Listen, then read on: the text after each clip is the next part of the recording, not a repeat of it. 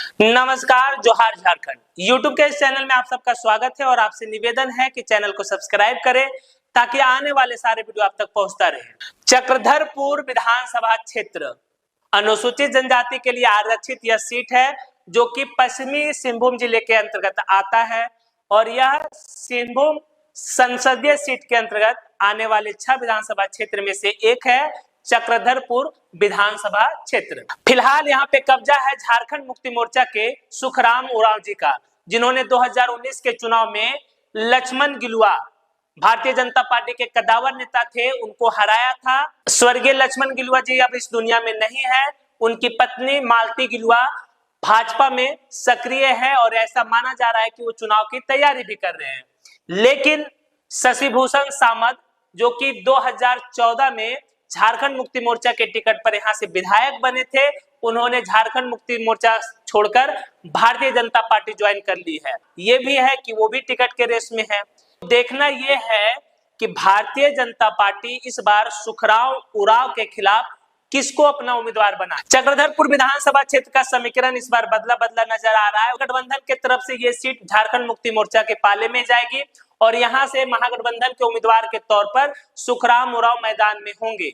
NDA गठबंधन की बात करें तो यह सीट भारतीय जनता पार्टी के पाले में जाएगी, लेकिन यहां से उम्मीदवार कौन होंगे इस बात पे संशय है, क्योंकि उम्मीदवारों के रेस में कई नाम है। अगर तीसरा कोना बनाने के लिए टाइगर जयराम महतो की पार्टी भी जोर आजमाइश लगाएगी और यहां से उनके उम्मीदवार कौन होंगे इस पर भी अभी संशय बरकरार है। हालांकि कुछ दिनों में सारी चीजें साफ हो जाएगी। और इसी विधानसभा क्षेत्र से आती है जोबा मांझी जी, जो कि सिंहभूम संसदीय सीट से माननीय सांसद बन चुकी है।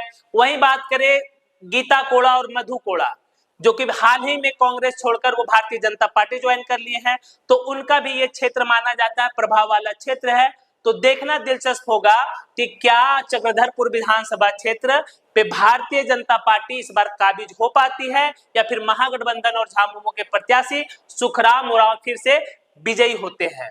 चक्रधरपुर विधानसभा क्षेत्र की बात करें तो यहाँ पे कुल मतदाता करीब करीब 2,10,000 के आसपास है, जिसमें कि अनुसूचित जनजाति की बात करें तो 1,10,000 के मतदाता अनुसूचित जनजाति से आते हैं। ओबीसी मतदाता की बात करें तो 50,000 के आसपास ओबीसी मतदाता है, जिनमें कि महतो समाज से आने वाले मतदाता और प्रधान साथ ही साथ गोप समाज से आने वाले मतदाताओं की प्रमुखता है। वही बात करें अनुसूचित जाति की तो उनकी संख्या भी 20,000 के आसपास है। मुस्लिम समाज से आने वाले मतदाता की बात करें तो उनकी संख्या भी 20,000 के आसपास है। कई अन्य जातियां हैं जिनके छोटे छोटे संख्या में मतदाता हैं, जिनको यहाँ नहीं दिखाया जा रहा है। में प्रतिनिधित्व की बात करेंगे तो 77 में जगन्नाथ बाकीरा, 80 में देवेंद्र मांझी, 85 में जगन्नाथ बाकीरा, 90 में बहादुर उरांव, 95 में लक्ष्मण गिलुआ, 2000 में चुन्नू उरांव, उसके बाद 2005 में सुखराम उरांव, 2009 में लक्ष्मण गिलुआ, 2014 में शशिभूषण सामंत और 2019 में सुखराम उरांव जी चुनाव जीते हैं। देखिएगा 2019 में सुखराम उरांव को वोट आया था 43,839, तो वहीं पे लक्ष्मण गिलुआ जी को आया था 31,589। अगर 2014 की बात करें तो शशिभूषण सामंत को वोट आया था 64,346 और नवमी उरांव भाजपा की तरफ से चुनाव लड़ रहे थे, उनको वोट आया था 37,948। वही बात करें 2009 के चुनाव में लक्ष्मण गिलुआ को वोट आया था 26,984 और सुखराम उरांव को वोट आया था 26,694।